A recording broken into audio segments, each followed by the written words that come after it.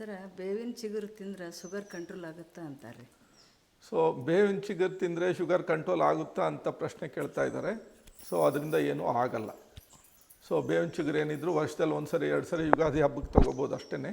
So ಬೇವಿನ ಚಿಗುರು ಪದೇ ಪದೇ ತೊಗೊಳ್ತಾ ಇದ್ದರೆ ಲಿವರ್ಗೆ ತೊಂದರೆ ಆಗುತ್ತದೆ. ಯಾಕೆಂದರೆ ಅದರಲ್ಲಿ ಔಷಧಿ ಅಂಶಗಳಿದೆ. ಬಟ್ ಅದು ನಮ್ಮ ಕಾಯಿಲೆಗೆ ಬೇಕಾಗಿರೋ ಔಷಧಿ ಅಂಶಗಳಿದೆಯಾ ಅಥವಾ ಬೇರೆ ಬೇರೆ ಕಾಯಿಲೆಗಳಿಗೆ ಬೇಕಾಗಿರೋ ಔಷಧಿಗಳಿದೆಯಾ? ಜೊತೆಗೆ ಅದು ಸ್ಟೆರಾಯ್ಡ್ ಕಂಟೆಂಟ್ಸು ಇದೆ. ಯಾವುದೇ ಔಷಧಿಗಳು ಮಾಡುವಾಗ, ಆಯುರ್ವೇದ ಔಷಧಿಗಳು ಮಾಡುವಾಗ ಅದರಲ್ಲಿರೋ ಸ್ಟೆರಾಯ್ಡ್ ಕಂಟೆಂಟ್ಸ್ ಏನು ಮಾಡ್ತಾರೆ, ತೆಗೆದಾಕ್ತಾರೆ. ಸೊ ತೆಗೆದು ಅದರಲ್ಲಿರೋ ಔಷಧಿ ಗುಣಗಳನ್ನು ತೊಗೊಂಡು ಯಾವ ಕಾಯಿಲೆಗೆ ಅದರಲ್ಲಿರೋ ಯಾವ ಔಷಧಿ ನಮಗೆ ಸೂಕ್ತ ಅನ್ನೋ ಥರ ಅದು ಔಷಧಿಗಳನ್ನು ತಯಾರು ಮಾಡ್ತಾರೆ. ಸೊ ಅದು ನಾವು ಅಪರೂಪಕ್ಕೆ ಏನೋ 1-2 ಎಲೆ ತೊಗೊಂಡ್ರೆ ತೊಂದರೆ ಏನಿಲ್ಲ. ಬಟ್ ಡಯಾಬಿಟೀಸ್ ಕಂಟ್ರೋಲ್ಗೆ ಅಂತ ಪದೇ ಪದೇ ಬೇವಿನ ಎಲೆ ತೊಗೊಳ್ತಾ ಇದ್ದರೆ ಸಹಜವಾಗಿ ಅದರಲ್ಲಿರೋ ಸ್ಟೆರಾಯ್ಡ್ ಕಂಟೆಂಟ್ಸು ಅದು ನಮ್ಗೆ ಬೇಡದೇ ಇರೋವಂಥದ್ದು ನಮ್ಮ ದೇಹದಿಂದ ಹೊರಗಾಗೋದಕ್ಕೆ ನಮ್ಮ ಲಿವರು, ನಮ್ಮ ಕಿಡ್ನಿ ಹೆಚ್ಚಿಗೆ ಶ್ರಮ ವಹಿಸಬೇಕಾಗುತ್ತೆ. ಅದರ ತೊಂದರೆಗಳಿಗೂ ಕಾರಣ ಆಗ್ಬೋದು. ಸೊ ಇನ್ನು ಡಯಾಬಿಟೀಸ್ ಕಂಟ್ರೋಲ್ಗೆ ಈ ನೇರಳೆ ಹಣ್ಣು, ನೇರಳೆಕಾಯಿ, ನೇರಳೆ ಬೀಜ ಅಥವಾ ಹಾಗಲಕಾಯಿ, ಈ ಬೇವಿನ ಸೊಪ್ಪು, ಆಮೇಲೆ ಮಧುನಾಶಿನಿ, ಆಮೇಲೆ ಕರಿಬೇವಿನ ಎಲೆ ಇದೆಲ್ಲ ಹಿಂದೆ ಬಳಸ್ತಾ ಇದ್ರು ಸ್ವಲ್ಪ ಮಟ್ಟಿಗೆ ಬಳಸೋರು. ಅದು ಬೇವಿನ ಎಲೆ ಯಾರು ಬಳಸ್ತಾ ಇರಲಿಲ್ಲ. ಅದು ಬಿಟ್ಟು ಉಳಿಕೆ ಇದೆಯಲ್ಲ, ಸೊ ನೇರಳೆ ಇಂಥದ್ದೆಲ್ಲ ಬಳಸೋರು. ಆವಾಗ ಬಹಳ ನಿಯಂತ್ರಣದಲ್ಲಿ ಇರ್ತಾ ಇತ್ತು. ಬಟ್ ಈಗೇನಾಗಿದೆ, ಸೊ ಇದು ಯಾವ ಆಯುರ್ವೇದಿಕ ಏನಿದೆ ಗಿಡಮೂಲಿಕೆಗಳು ಅಥವಾ ಮನೆ ಔಷಧಿಗಳು ಈಗ ವರ್ಕೌಟ್ ಆಗ್ತಾ ಇಲ್ಲ ಶುಗರ್ಗೆ. ಸೊ ಮಾತ್ರೆಗಳು ತೊಗೊಂಡ್ರೂ ಕಷ್ಟ ಇದೆ ಭಾಳಷ್ಟು ಜನಕ್ಕೆ. ಎಷ್ಟೋ ಜನ ಇನ್ಸುಲಿನ್ ತೊಗೊಳ್ತಾ ಇರ್ತಾರೆ, ಶುಗರ್ ಲೆವೆಲ್ಗೆ ಕಷ್ಟಪಡ್ತಾ ಇರ್ತಾರೆ. ಸೊ ಕಾರಣ ಇಷ್ಟೇ, ನಮ್ಮ ಆಹಾರ, ನಮ್ಮ ಜೀವನ ಶೈಲಿ ಏನಾಗಿದೆ, ಅಸ್ತವ್ಯಸ್ತ ಆಗೋಗಿದೆ. ಈ ಅತಿಯಾಗಿರೋ ಅಡುಗೆ ಎಣ್ಣೆ. ಸೊ ಹಿಂದೆ ಎಲ್ಲ ಮನೇಲಿ ಸಣ್ಣ ಎಣ್ಣೆ ಡಬ್ಬಿ ಇರ್ತಾಯಿತ್ತು, ಒಗ್ಗರಣೆಗೆ ಸೌಟು ಇಡ್ತಾಯಿದ್ರು. ಈಗ ಮನೆಗಳಲ್ಲಿ ಏನಾಗಿದೆ, ಸೊ ಬಾಣಲಿ ಇಡ್ತಾ ಇದ್ದಾರೆ, ಡಬ್ಬಿ ಹೋಗಿ ಡಬ್ಬ ಬಂದಿದೆ. ಅದಕ್ಕೆ 4-5 ಪಟ್ಟು 5-6 ಪಟ್ಟು ಅಡುಗೆ ಎಣ್ಣೆ ಬಳಸ್ತಾ ಇರೋದ್ರಿಂದ ಜೊತೆಗೆ ನಮ್ಮ ಆಹಾರದಲ್ಲಿ, ನಮ್ಮ ಜೀವನ ಶೈಲಿಯಲ್ಲಿ ಬಹಳ ವ್ಯತ್ಯಾಸ ಆಗೋಗಿದೆ. ಸೊ ಹಿಂದೆ ಎಲ್ಲ 2 ಹೊತ್ತು ಊಟ ಮಾಡ್ತಾಯಿದ್ರು.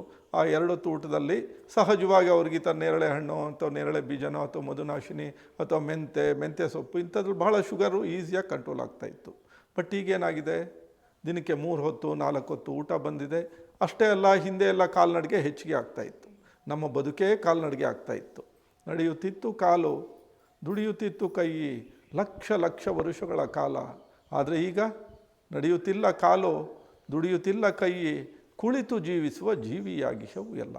ಹೀಗೆ ನಮ್ಮ ಬದುಕಿನ ಶೈಲಿ ಏನಾಗಿದೆ, ಕೂತ್ಕೊಂಡು ಬದುಕೋ ಶೈಲಿ ಆಗಿದೆ.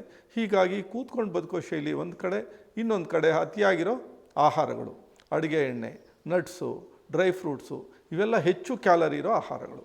ಹೀಗೆ ಹೆಚ್ಚು ಕ್ಯಾಲರಿ, ಹೆಚ್ಚು ಶಕ್ತಿ, ಹೆಚ್ಚು ಕೊಬ್ಬಿನಾಂಶ ಇರೋ ಆಹಾರಗಳು ತೊಗೊಂಡು ನಾವು ಬಹುತೇಕ ಕೂತ್ಕೊಂಡು ಬದುಕೋ ಜೀವಿಗಳಾಗಿರೋದ್ರಿಂದ ಕಾಲ್ನಡಿಗೆ ಅಂದರೆ ಏನೋ ಲೆಕ್ಕ ಹಾಕಿ ವಾಕ್ ಮಾಡ್ತಾ ಇದ್ದಾರೆ.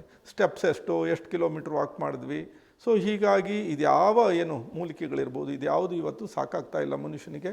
ಔಷಧಿಗಳು ಸಾಕಾಗ್ತಾ ಇಲ್ಲ. ಹೀಗಾಗಿ ಡಯಾಬಿಟೀಸ್ ನಿಯಂತ್ರಣಕ್ಕೆ ಅಥವಾ ಡಯಾಬಿಟೀಸ್ ವಾಸಿ ಮಾಡ್ಕೊಳ್ಳೋಕ್ಕೂ ಅವಕಾಶ ಇದೆ ಭಾಳಷ್ಟು ಜನಕ್ಕೆ.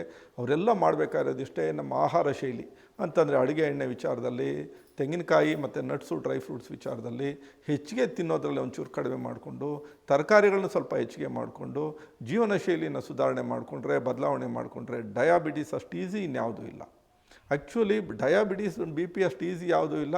ಬಟ್ ಜನಗಳಿಗೆ ನಾವು ಏನು ಆಹಾರ ತೊಗೋಬೇಕು, ಹೇಗೆ ತೊಗೋಬೇಕು, ಈ ಸ್ವಲ್ಪ ಜೀವನ ಶೈಲಿ ವ್ಯತ್ಯಾಸ ಜನಗಳು ಗೊತ್ತಿಲ್ಲದೆ ಇರೋದ್ರಿಂದ ಡಯಾಬಿಟೀಸ್ಗೆ ಭಾಳ ಕಷ್ಟಪಡ್ತಾ ಇದ್ದಾರೆ.